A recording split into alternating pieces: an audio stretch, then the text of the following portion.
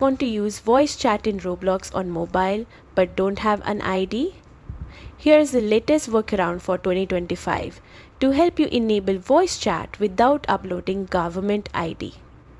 Like and subscribe for more Roblox tips and secrets. First, make sure you're 13 or older, as Roblox requires this for voice chat access. Go to your Roblox app, tap the three dots at the bottom right and open Settings, then tap Account Info. Your birth date must show you're at least 13. If not, you won't be eligible for voice chat, even with a workaround. Now go back to Settings, tap on Privacy and look for the voice chat toggle.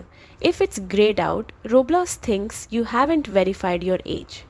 Here's the trick. If your account was previously age verified or you had voice chat before, it may still work without ID by logging in from a trusted device where voice chat was enabled in the past. If that doesn't work, try joining the Roblox beta voice chat server on Discord or participating in events and programs where Roblox enables features without needing ID for select users. Important note, Roblox is cracking down on voice chat misuse, so this method isn't guaranteed to work for everyone, and bypassing ID checks can be risky or temporary. That's how players are using Roblox voice chat on mobile without ID in 2025.